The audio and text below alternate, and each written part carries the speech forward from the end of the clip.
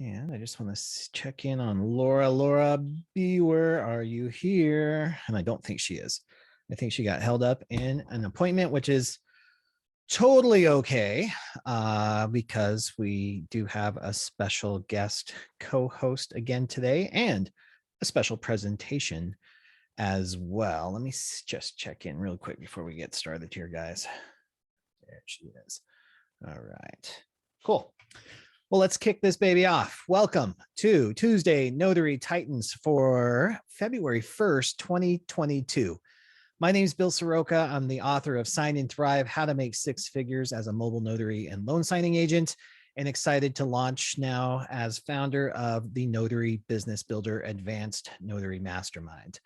My regular co-host here for today is Laura Biewer, founder of CoachMeLaura.com. You all know her probably as the greatest of all time, the GOAT, but I think she's going to be running a few minutes late today. We do have a special guest as well, our friend and collaborator, Jennifer Neitzel from Signing Agent Marketing in Texas. Jen, thank you so much for being here today. Thank you for having me. This is an amazing call. Look at all these people. This is fantastic. Hi, everybody.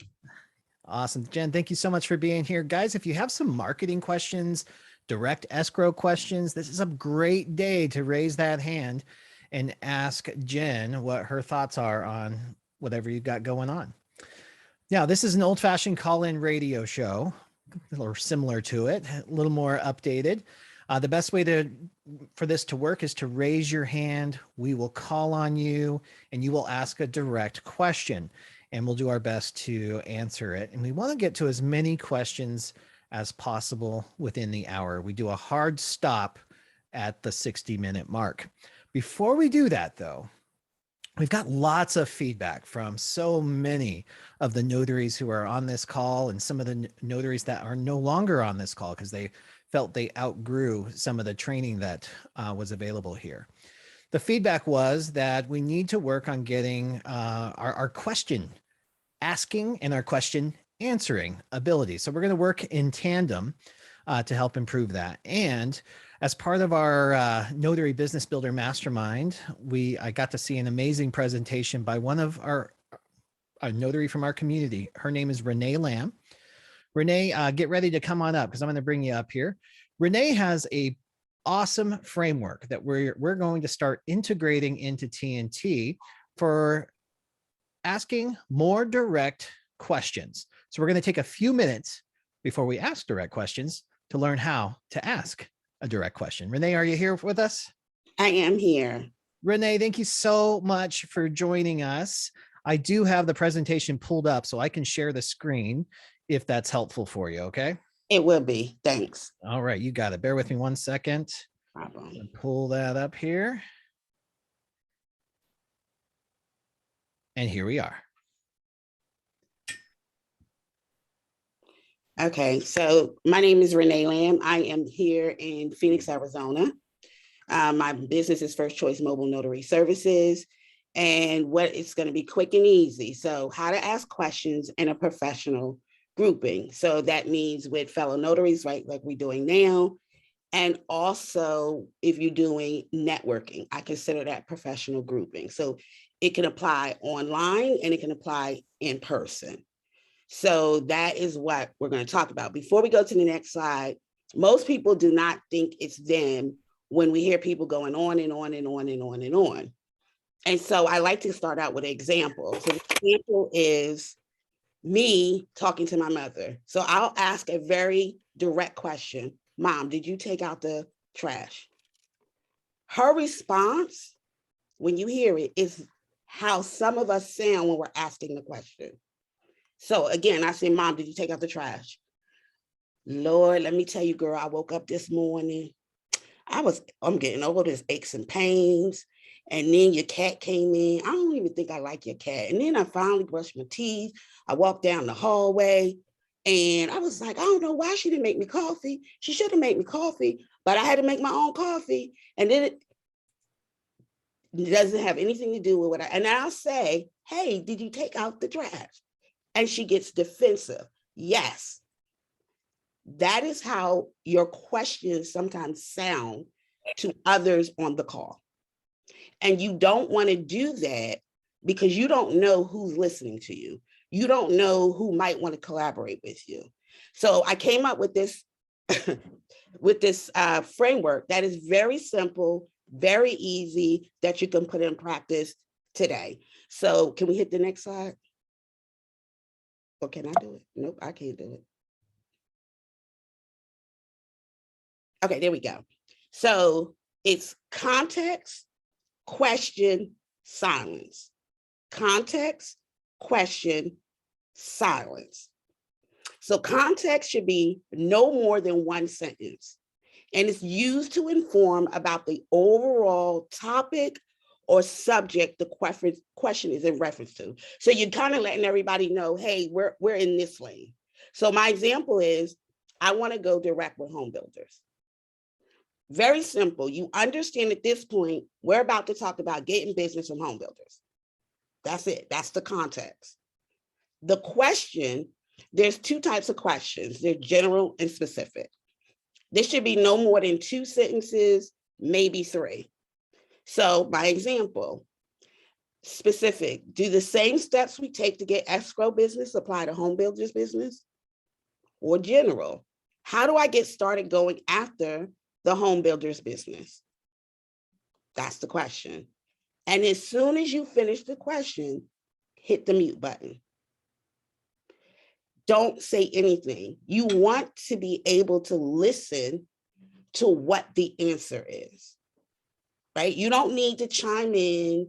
You don't need to validate them. You just need to listen because you're here to learn, right? And so I say mute because I like to say, That's not adding value. So I mute myself, right? So that I can give my full attention and actively listen to what they say. So I absolutely mute myself.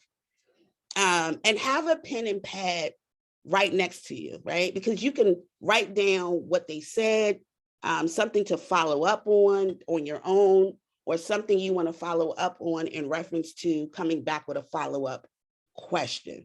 And a great way to do a follow-up question is say, you stated X, Y, Z. Based upon that, my question is A, B, C. 1, you let them know, I listened to what you said, and now I have something to add to that. So you're kind of going deeper, right? And again, once you ask the question, be quiet. And I did see something slip by and said, it's hard being quiet. I get it. It is. That is why I'm saying use the mute button is your friend. Use it. Just be quiet because you need to get the answer and everybody else wants to hear it too. So that is the framework. It's really simple. Context, question, silence. Beautiful, Renee. Thank you so much. I really appreciate that. And we're going to work so hard. Renee has so many years in customer service and management and leadership. I really appreciate you, Renee, for bringing that to us and giving us a little bit of framework to navigate huge calls like this. You know, when we have 300 people on the call, it can be a challenge. And Laura and I are going to be working. So we're going to have to do this together. We're going to hold each other accountable, right? We're going to remind you of the framework. We're going to, if you find yourself talking like Renee's mom, meandering through the trash and the aches and pains, we might remind you that, hey, we need to get to the question on this call, okay?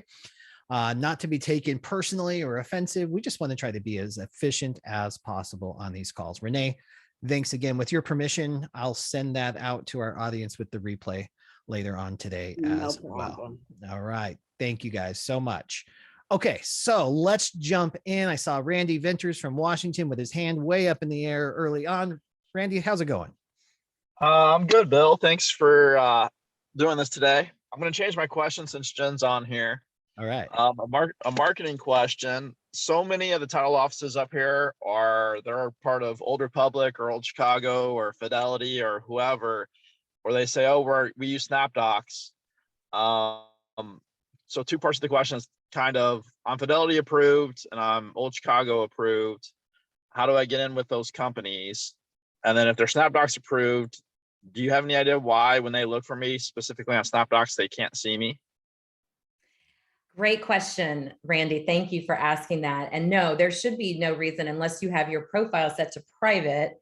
I'm gonna be honest, I haven't been on SnapDocs in a while, but I don't think that you can, I don't know that you can set it on private unless maybe, I know you can do a vacation setting on SnapDocs. So check your settings on SnapDocs. And if you don't have a lot of smaller, more regional title companies to market to, and the majority of the title companies around you are the big ones, Fidelity owned companies, which include Chicago and Stewart and several others, as well as First American. If you are signed up, are you on BankServe and for Fidelity, Randy?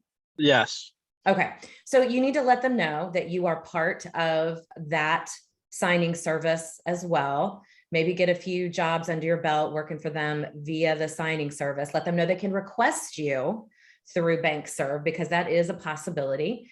And the hope is once they get a few jobs under the belt, then you can maybe take the relationship to the next level and start having conversations about going directly through you.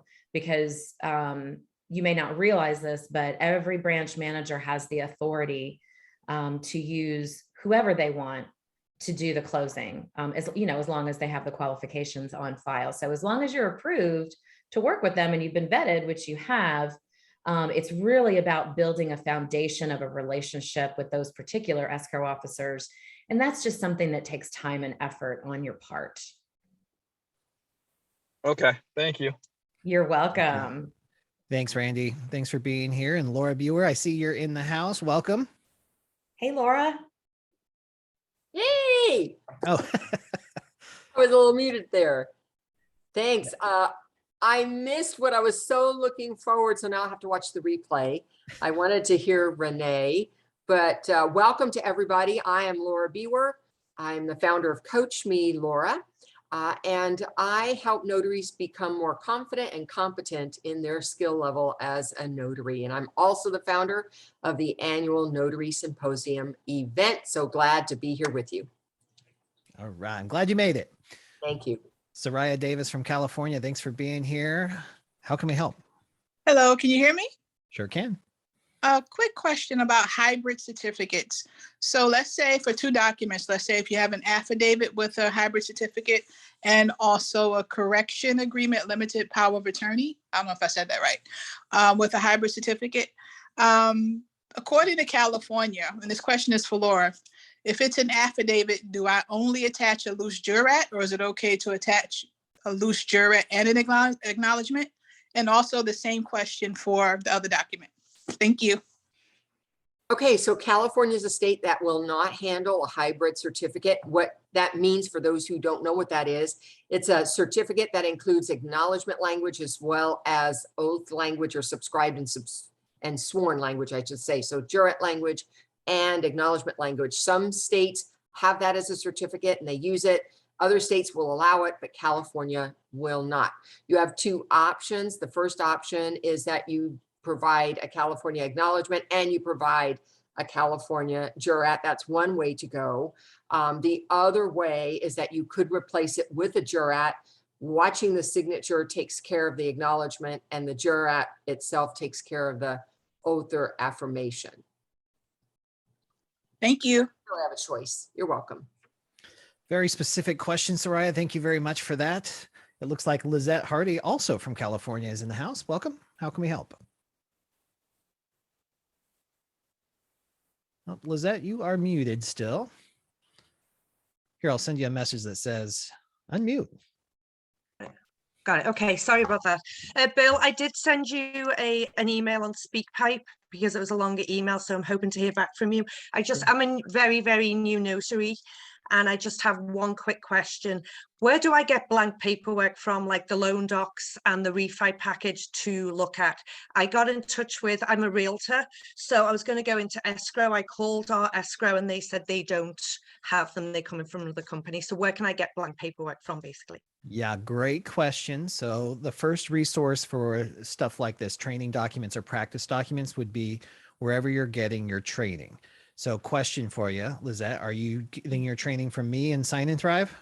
Yeah, I'm in Sign and Thrive, and I Perfect. did reach out to you about doing some personal too. Wonderful. So let's just talk about Sign and Thrive because that's what I know the most.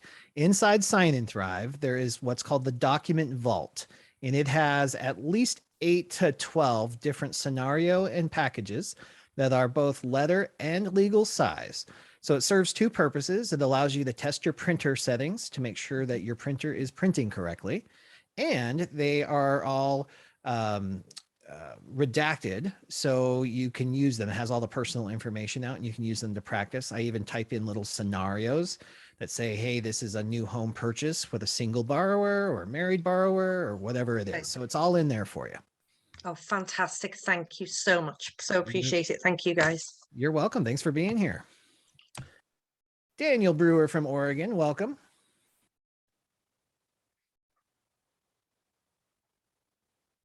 Daniel Brewer's gone. All right. Hint taken. Andrea, thanks for being here. What state are you in and how can we help? Oh no, that's just 2 in a row. Starting to feel rejected. Andrea. All right, we're going to move on to Dolores. We'll come back to you, Andrea, though, in case you're having trouble finding the mute button. Dolores, welcome. What state are you in and how can we help? Hi, I'm in Westchester County, New York. All right. And my question is, I would like to try to go direct this year. Being that New York is an attorney state, who am I to market to? What an excellent question. I'm going to pass this right over to Jen. Jen, what do you say?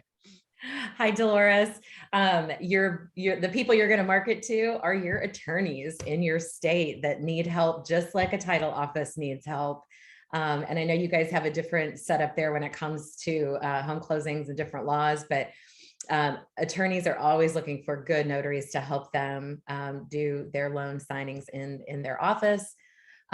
Is New York a state, Laura, you might be able to answer this, is New York a state where an attorney has to be present? Actually, I have a signing on Friday and the property is in South Carolina, which is an attorney state. So they are going to have the attorney on the phone. Okay. Yeah, you were going to market to the attorney's offices the same way you would to a title or escrow office. Signing Agent Marketing has a 5-point plan that can help you with that. And then also inside the Notary Business Builder membership is included with that as well. And I know you guys are all going to be on the call after this to learn about the Notary Business Builder. Okay, thank you so much. Thank you. You got it, Dolores. Thanks for being here. I got a message from Daniel that he's back. Daniel, do you want to unmute, jump back in here, jump back into place? Hey, Bill, thank you. Thank you very much. Just wanted to take a quick minute and promote Notary Masters, those Masters Club. We're meeting on every other twice a month on first and third Thursdays, which means this week we're meeting notarymasters.org. And on March the 3rd, we have a special open house where we have 3 very special speakers. Jen is actually consented to be one of our guest speakers, along with Ronnie Mickle and Sue Hope. So I hope people will attend. I have a very long question, so I think I will save it for your office hours and let you go ahead and answer some other questions. But notarymasters.org, 9:30 a.m. Pacific time on the first and third Thursdays, and we're looking forward to having people join us. So we'll see everybody there. All right. Thank you, Daniel. And I'm a huge advocate of Toastmasters. It has changed my life and it will change your life as a loan signing agent too, because it enhances not only just public speaking, but presentation skills. And guess what we do all day long as loan signing agents? We present documents. So it really can help you articulate thoughts, craft your own scripts, craft your own flow. So I highly recommend you check that out. Andrea, are you here yet? All right, we'll move on to John Gorish. John, thanks so much for being here. You want to unmute, tell everybody what state you're in and how we can help. I'm usually in a state of confusion, but no, I'm from Texas. So on the basis of y'all's training with Jen and Laura and Bill for the past year, what I've done is I'm making the transition of my website from what used to be .net for the last 12 years to changing the name to .com, just so I can improve my marketability and have Google recognize me better. So my question is, how do I make the transition from the two different notary names so they'll know that alwaysaccuratenotary.com comes with 12 years of experience, over 4,000 signings, and I'm not brand new? What a great question. So, and just to clarify for my sake, are you changing your business name or simply your domain? I'm changing both. By changing my domain name, I'm changing my company name. It's still under the umbrella of my C Corp, so I don't have to change my EIN. I'm just doing a new DBA. Okay. All right. Well, I think one of the cool things about when you have your own website or even your own profile on LinkedIn is you get to control the narrative. So you get to tell the story about what this is. And some people like to actually celebrate the name change, like, woohoo, we're having a party. They'll say our name's changing, help us celebrate, whatever it might be. You might be a little more subtle than that too, and just tell the story about, and it's, you know, when I say tell the story, we don't need to go back page by page about everything in the business, but just paint the picture for them. Here's where I was. I've loved doing business for 14 years under this name, and we've transitioned now into this name, and I'm looking forward to another 14 years with you, or something along those lines. Take control of the narrative and share that. Start with LinkedIn, and then make sure all your profiles match that. Yeah, because by following your book, I've really improved my LinkedIn page, and I'm getting tremendous attention on LinkedIn now that I never did before, following all your steps. So Awesome. how do I, do I need to link? Well, link is not the right word, but when I change my LinkedIn page to the new domain name, do I say formerly known as Notary at your service, or just only use alwaysaccuratenotary.com? I think it's going to depend on your market reach, right? I mean, if you have customers that know you under a certain name and they've been doing business with you, it might be worthy of mentioning that or making it crystal clear. And a lot of times in our business, it's not like that, right? Sometimes it's notary, they just need a notary when they need it. So they're not going to know that you were named something else before. It can be a little further down on the page, if you get what I mean. Okay. Is that clear? Does that make sense? Yes, thank you so much. Yeah, no And problem. Don, check out the comments in the chat, because Sherry is a professional web administrator, and she's got some really good advice in there for you too. Awesome. Yes, that was. I'm so glad she mentioned that too, because you can forward your domain, your old domain, into your new one. So thank you, Sherry, for contributing to that. Guys, that chat is one of the most valuable aspects of this call. So if you can, at the end, use the 3 dots. If you're on the computer, you can save the chat. Use those 3 dots and save the chat so you have a record of this and all the resources that come with it. All right, Deborah, thank you for being here. Hi. My question is, how important is it to return your known documents in the same order as received? If you'd like put your notarization documents to the side, do you really need to put them back in the same order? I have been, but I'm wondering if I really need to.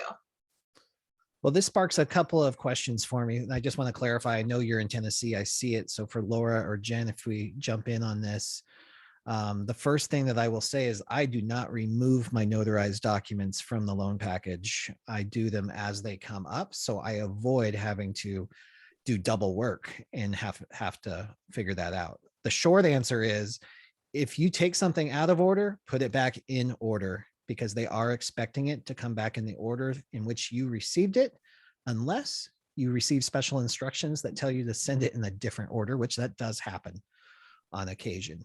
How you mark those places is kind of up to you. A lot of people use sticky notes. Some people use these real colorful space holders that they get really elaborate with.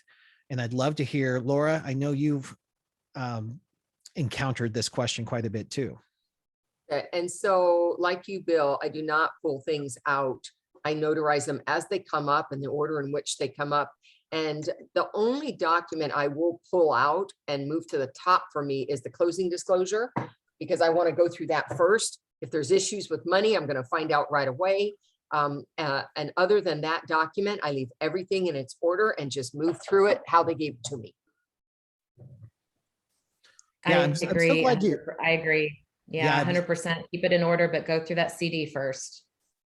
I'm so glad you clarified that too, Laura. So I do, so most times when you get a loan package, it's going to be in the logical order, at least really close to it, right? The closing disclosure, the settlement statement, possibly the promissory note, and then it rolls into the deed. If it's not, I do like to pull those forward, but that's not because they're notarized. I'm not trying to pull that part out for efficiency or anything like that. It's because I want to answer the customer's questions before they ask them.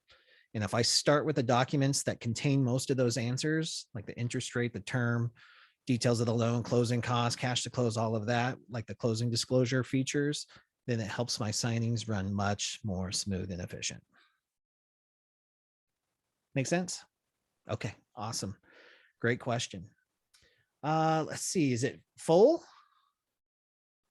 Did I pronounce it right?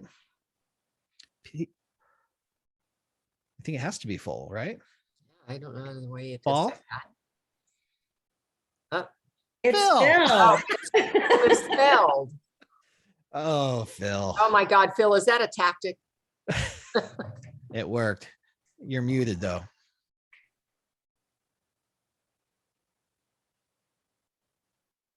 Yeah, You we wanna see your unmute smiling Phil? face, but you're muted. I don't know if he can hear me or not. Phil, we'll come back to you. Yeah. And then. Oh, there he is. Oh, there you go. Turn up your volume. Yeah, Can't hear you. can't hear you, Phil. Sorry, you're having some audio problems. We'll move on to the needed notary.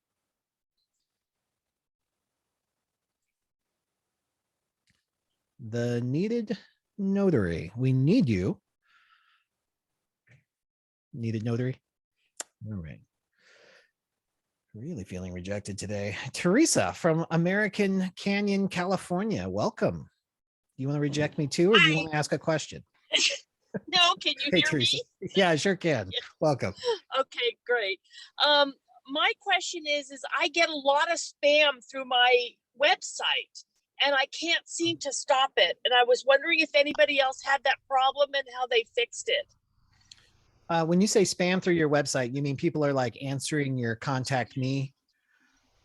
Yeah, they're going through contact me like for live scanning and for general notary work, but it's all from Russia and stuff like that.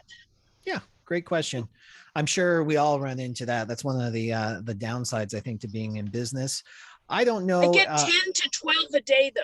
Whew, yeah, that's a lot. If there's anybody who has any suggestions that's on this call, especially some of those web developer experts in here, if you have suggestions for avoiding spam and stopping that, I'd love to see those responses in the chat. And then Jen and Laura, do you offhand know of any tools or skills for that?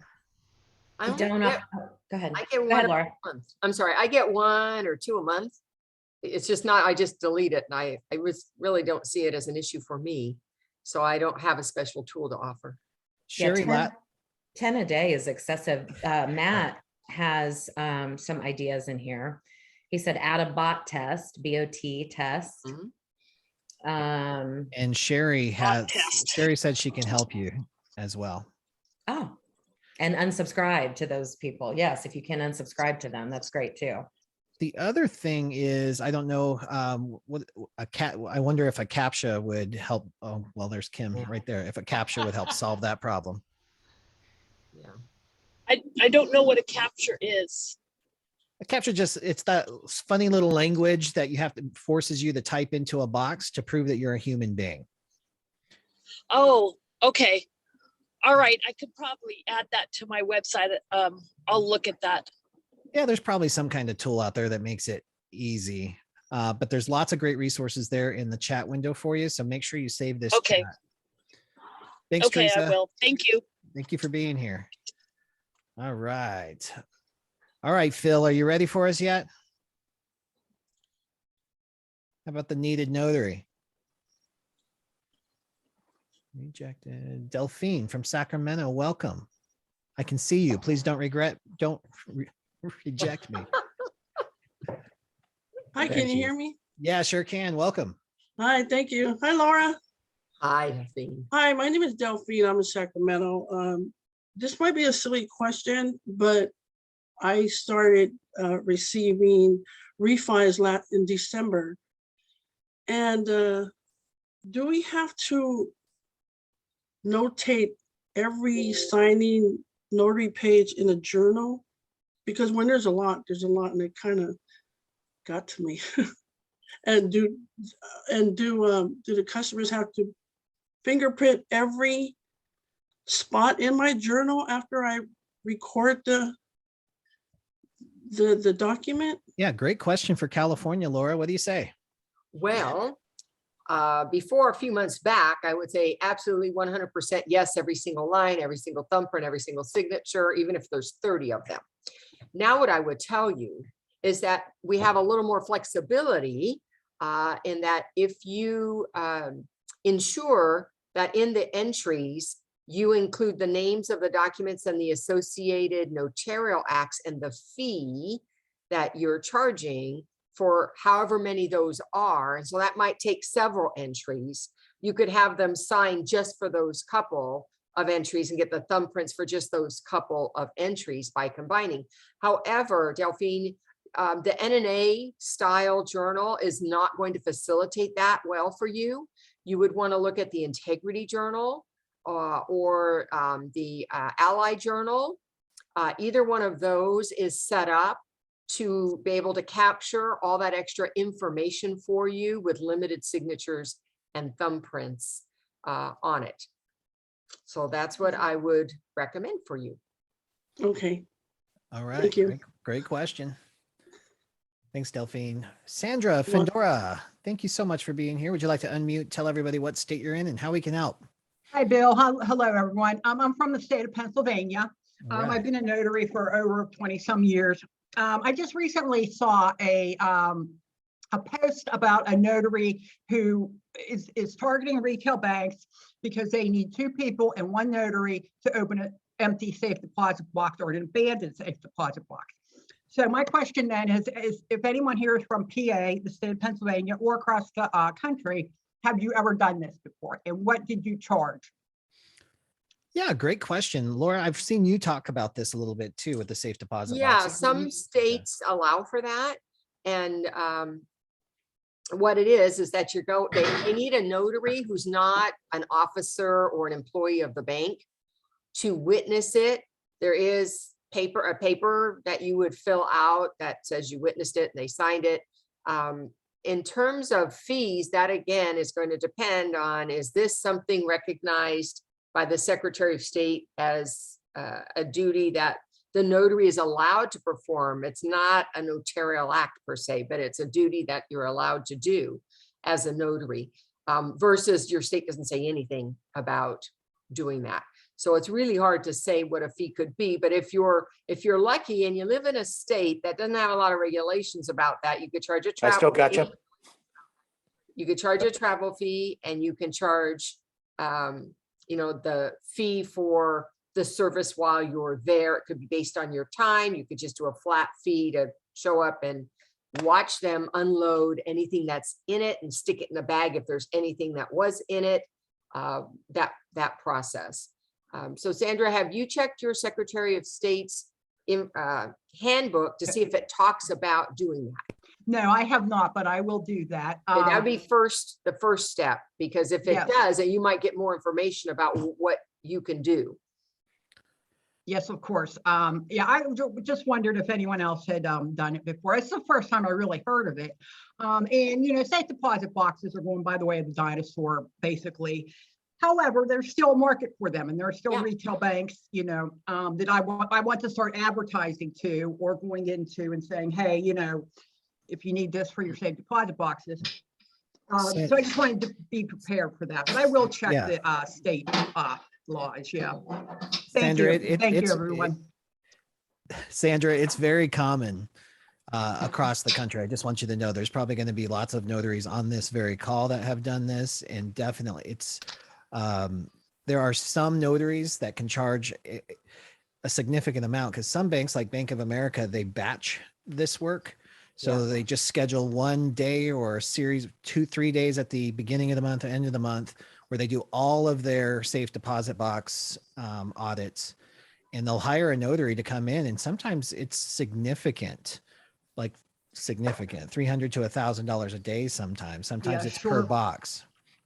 Yeah, the notary that was advertising this, I was reading it on LinkedIn, and I think she was from PA. And yeah, she said she can charge up. She is very busy and can charge hourly. It can take her days, or it can just be real quick. Just depends, I guess. Lots of opportunity. Thank you, Sandra, for bringing that conversation up. Appreciate that. Thank you. Phil Shannon, are you ready for us? He'll answer in 6 minutes. Kim M, thanks for being here. What state are you in, and how can we help? Can you hear me? I sure can. Thanks for being here. What's up? Oh, good. I'm from Florida. I'm a new notary, and I had my first signing, 175 pages. It was a refi, a lot of duplicates, and I was embarrassed that the buyer actually, or the refi person, actually caught all of these duplicates. And they're like, we already signed that. We already signed that. They kept saying that. How do you handle duplicates, and should I have gone through and noticed that? No, great question. Signing. Yeah. No, great question. Duplication, triplication, quadruplication is going to be part of your world now. Yeah. So I do not recommend you ever go through and just on your own volition decide that this is a duplicate and I'm going to pull it out. We have to assume, unfortunately, as illogical as it feels sometimes, that they have included that document for a reason. So if there's 2 of them, make a joke out of it. I just make a joke out of it. I'm like, okay, guys, I know you signed this 6 times before this while I was sitting here, and 10 times before that, but they want you to sign it again. There are some regular documents, and there's some regular lenders and even title companies that have a reputation. That's just their process for doing it. And it might make some sort of logical reason behind the scenes, but for our job and our role, we've just got to facilitate and make sure that those documents get signed, dated, and initialed correctly. Laura, Jen, any other suggestions on that? No, I always do it. I also take the lighter approach with it. And, sometimes, there are logical reasons. For instance, there are some documents that need to be wet signatures for secondary market, and they want original signatures. They don't want photocopies. And so however many sets they end up thinking they're going to need, they want to have enough to accommodate that. And sometimes there just is no rhyme or reason. I don't know why they want, but it doesn't matter. Mine is not to question why, right? Mine is get them to sign it. Yeah, I totally agree, Laura. And I think, and Bill, and I think that I make light of it as well. I make a joke out of it to get them laughing and get them past the being annoyed stage. But having too much is always better than not having enough. If they've included it, get it signed. Mm-hmm. I love what somebody posted about being like Lay's potato chips. One is never enough. That is fantastic. Kim, was that helpful for you? It was, and I'm sorry my camera's not working. I don't know why. No problem. Yes, thank you. This is my first time joining you, so sorry. I'm a little, yeah. Okay, thanks. No problem. I'm so glad you're here. Welcome. Welcome to the business as well, and congrats on your first signing. Hopefully we'll see more of you. Thank you. Janae, great to see you on today. Hey, Bill. Hey, Laura. So good to be here. I just had I had a signing late last night, and I just wanted to share with the community that I had a signing with a police officer on Miami Beach last night, and was purchasing a home, and I did the confirmation call, everything, and he actually forgot his license. He had it. He went to go look for it. We're signing at a Starbucks late at night, and he couldn't find it. So I said, well, I offered. He had some other police cars there with him, and so he only had one police officer. And then they offered to, could I use my DMV Oh, Janae, we're losing ya. You went in the matrix. The DMV computer to I went into the matrix. Can you hear me now? Can you hear me now? Yeah. It's better. It's better? Okay. So he offered to use the DMV computer to pull up his driver's license. And I was like, I don't think I can do that. So I just wondered, I mean, it was just kind of funny to me that the police officer, first of all, was driving around without his license. But that he had offered with this other cop. I mean, they didn't try to coerce me into anything, but just so in case that comes up, because it was the first time it came up for me that, just to verify that we can't use that. I mean, because it's still a photo. They're pulling it up in their DMV system, but it's still a photo, correct?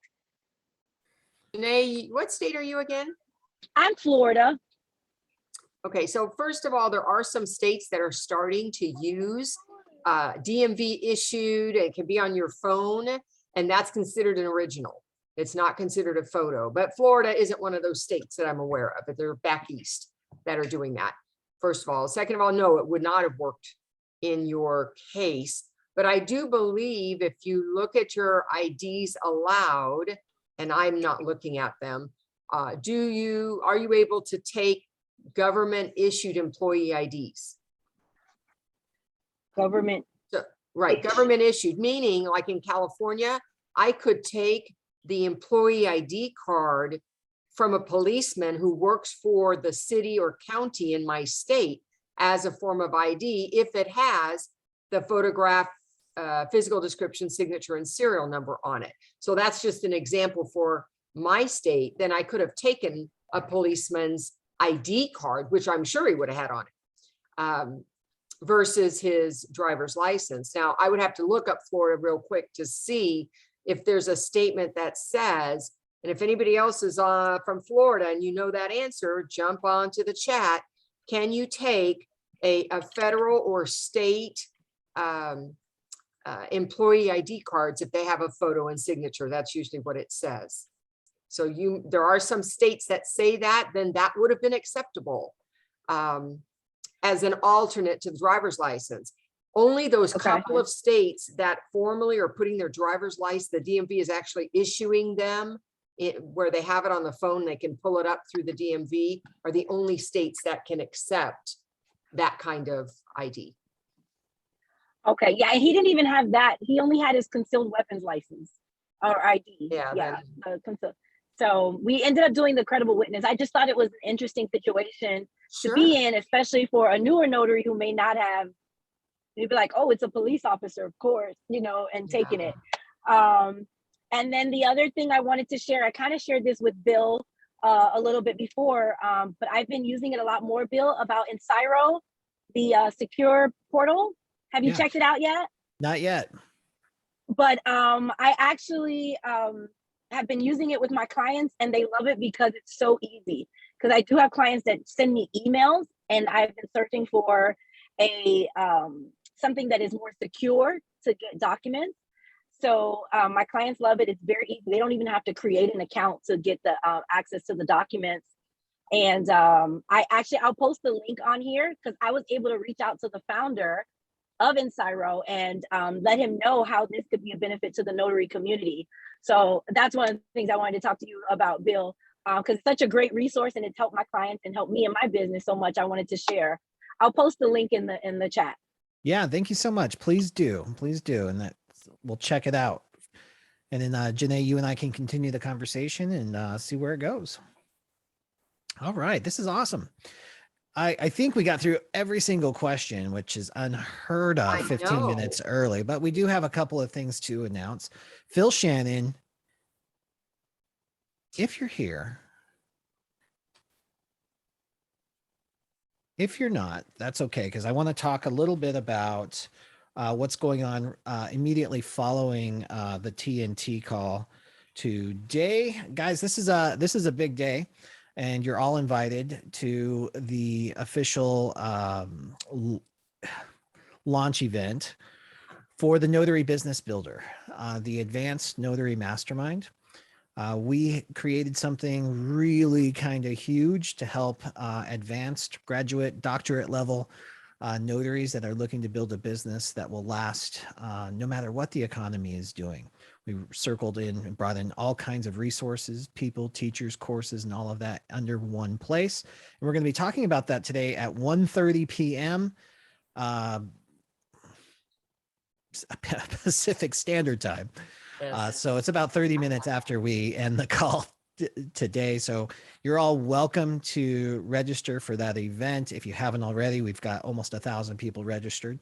And if you haven't registered, that's okay. You will receive an email at exactly the start time at 1:30 p.m. PST with the link. So you can just jump on without registration as well. Phil Shannon, are you ready for me yet before I bring up Randy Venters again? All right, Randy, you're up. Welcome back. Thank you. Since we have time, I'll ask another question. Yeah, please. I talked to Laura about this last week when it came up, but I had a deed of trust that was labeled as 11 pages long, and it had 2-page 10 of 11s, and 1-page 10 of 11 was only the notarization for the husband, and then there was a second page 10 of 11 that was only the notarization for the wife. And would you have an issue with when documents are mislabeled and the page numbering isn't correct? Or I have another one where sometimes it says like page 7 of 5. Nice and clear, right? Yes. Weird math. Yeah, Laura. So did Laura answer that for you? Yeah, she did. And I mean, the title company was like, well, just do it. Right. We won't have a problem filing it. And Laura's like, well, as long as they're willing to take the risk of not being able to be filed. And my question was more of, should I be worried that it's mislabeled and what if the signers say something about it being mislabeled? So I've been in that situation before, and if it's a challenge or if it's a concern of the signer, I just give them their options. If I can get a hold of somebody to get some guidance, I'll do it. And then if not, then I like clarity. So if the signer wants to sign it, like strike through it, make a correction and initial it, I throw that out as an option, but that can be a problem too for recording purposes on some of those documents. Sometimes lenders don't want to see any changes, any corrections on those types of documents. So it's a weird situation. And I just want to remind people that our responsibility isn't within the document. Page numbers are part of the document. Signatures are part of the document. All the stuff above the signature line is all part of the document. And of course, if it comes to our attention, something isn't how we would expect it to be, I would reach out and say, what's going on here?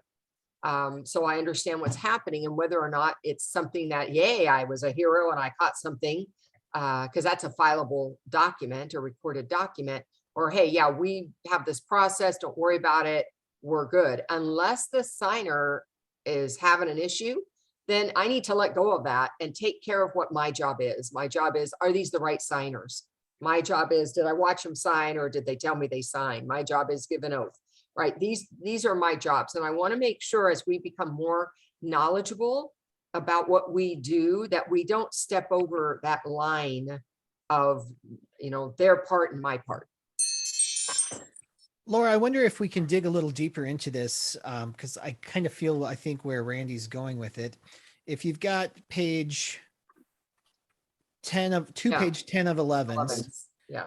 And so at what point, like, how do we know that there's not 7 other 10 of 11s that get added in there without having that integrity in the page numbers? How would you handle that? Well, you know what? There's a lot of what if, could be, we don't know. All we know is what's in front of us. So first of all, I don't borrow trouble, right? I just don't go there about, well, if there's 2 10 of 11s here, who knows what they're doing back there? I just don't feel like I need to go that direction. So I pretty much take what I've been given. I'm going to reach out to say, is this just a mistake that we can fix and have them initial? Is there a purpose behind this? I mean, I would check into it with the title, which is what Randy did, to see what's going on. And then based on that information, I can make a decision, or the signer can make a decision about, do they want to go forward that way or not? Beautiful. Randy, is that helpful? Yes, thank you. And then I've got another question if I've got time, really quick. Please. So later today, I have a refinance, and it's now the 3rd time I'm signing with the same signers. Because the first time the numbers were wrong, and the second time they found out that the deed of trust was something was wrong with the deed of trust, and they just want them to re-sign everything. So at this point, can I just kind of give them the oath and then hand them the stack of papers and let them just start signing everything, if that's what they want to do, without actually presenting the papers and saying, this is what you're signing?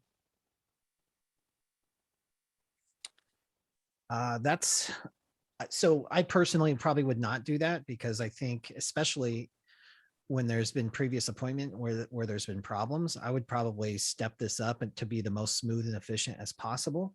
So I want this. I don't want to come out a 4th time. So I'm probably going to be on my A game and do this the same way I do every other appointment. So I don't hang up myself. Okay. Jen, what do you think on that? I agree 100%. That's the first thing that came to my head was, you want it to be a smooth presentation. And I would think that they might, because this is the 3rd time, there's been 2 other times with mistakes, that they might want to have the presentation to be reassured that everything is what they expect it to be. They might feel like somebody's trying to pull something over on them if they're just having papers shoved in front of them, Right, because the second time the husband was kind of like going with the presentation, and the wife was like, here, I just want to sign it because I got other things to do. Yeah. So I'm like trying to gauge them and feel what they wanted to do, and then kind of see like kind of what you guys think the best practice would be. I would take that gentle control. Here's what I've learned the hard way so many times, guys, is when we've developed a system, like if we're doing this job right, your signings are probably systemized in some way, whether you've consciously done it or just unconsciously done it. You do things kind of the same way. If you haven't yet, that's okay if you're in the beginning stages, but eventually, if you get really good at this, you're going to have a system, and your signings are going to run pretty much the same way. You got different personalities, you've got every now and then a curveball document, but it's going to start running the same way. If you start doing things differently, because that has become a habit or a routine, that's when the biggest errors or mistakes happen. That's when you forget to sign the deed of trust. That's when you stamp upside down and don't catch it.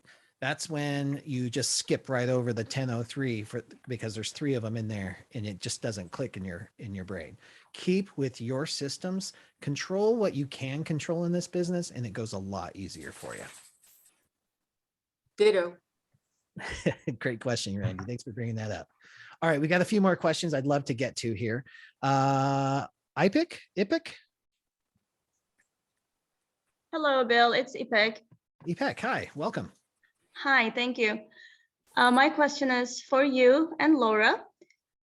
How do you handle the nickname situations that are not on the signature lines, like Mike, Michael, Terry for Terrence, and they don't have any IDs to show with the nickname? I mean, it's a nickname after all. So what's your take on that? So just for clarification, the ID says Michael, the documents say Mike. Is that the example you're presenting? Yes. Beautiful. Laura, what do you think? What state are you in? Florida. Okay, so satisfactory evidence is your standard that you need to meet. And what that means is, are you satisfied the evidence presented compels you to believe he is the person he says he is. So if you have what I would call a minor variation where there's a nickname, a common nickname for the name, Mike for Michael, Kathy for Catherine, Rick for Richard, all those kinds, you now need to decide Have I checked everything that makes me believe he is the right guy? Did you look at the physical description? Did you look at the photo? You can always ask what's in your wallet. If you use Mike, do you have anything else? Maybe it's his Costco card. Where else do you use Mike? Can you show me something with your face and the word Mike with it? I'll take anything. Just support your story. And that's usually as far as I go with that. I don't ask for a formal ID. I ask for something that supports what they're telling me. And of course, I've already done my inspection of what I was presented to say, there isn't a reason for me not to believe this guy is Mike. And then if it is a loan signing, remember, they're going through all kinds of validations before they ever get to me. So does that help you?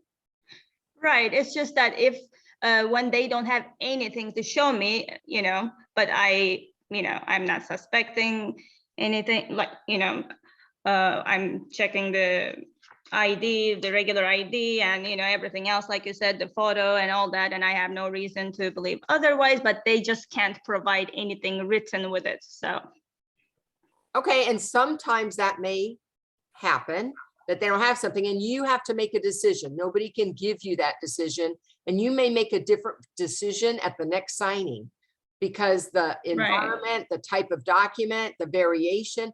If the nickname is Cookie, I don't know what that stands for.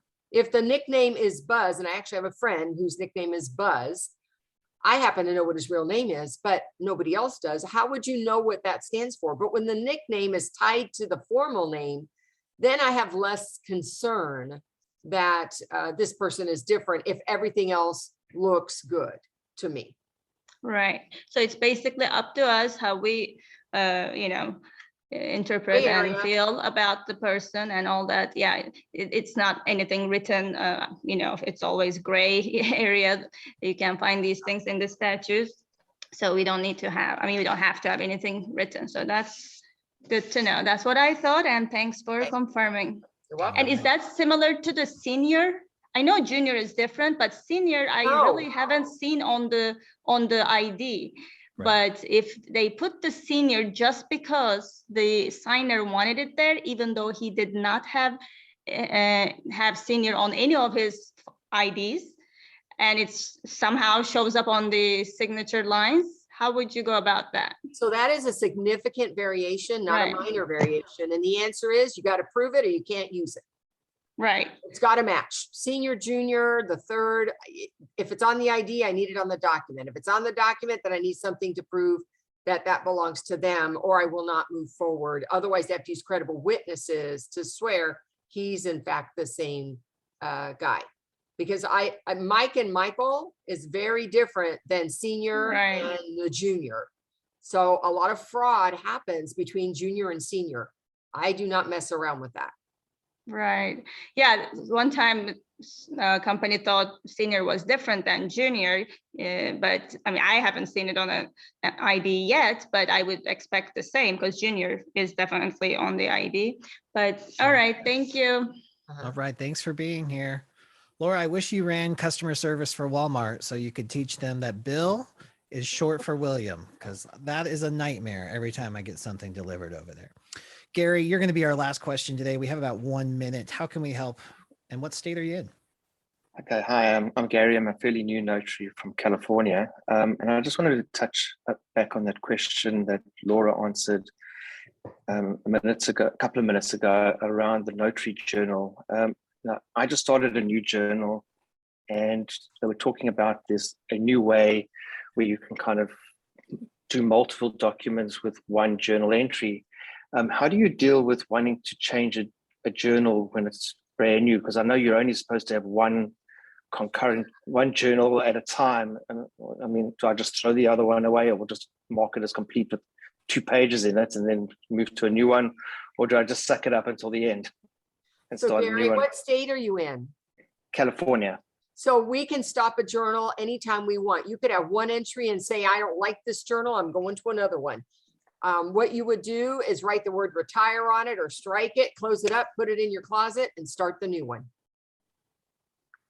All right, super, thank you. Okay, I just didn't know if you did that. Thank you. Yeah. Great question. Great way to close us out. Phil, I'm sorry we didn't get to you today. But guys, Phil Shannon just run a call at 1:05 Pacific Standard Time on ways notaries can protect their business and possibly earn extra income. You can find that Zoom link at the bottom of my website at notarycoach.com/TNT. There's a Zoom link at the very bottom of that. And I did post a link in the chat. Jen Neitzel, founder of signingagentmarketing.com. Thank you so much for joining us today. Truly appreciate you. Thank you for having me. I had a great time. It's good to see so many faces, and I look forward to seeing you guys in a few minutes. Yeah, we'll see you in about 15 minutes. Laura, again, thank you for making some time for us. Love having you on here, and I'll see you in 15 minutes as well as we kick off the new Notary Business Builder for advanced notaries. All right, guys. Thank you so much for joining us on TNT. We'll be back same time, same place next Tuesday, 12 p.m. Pacific. Bye-bye.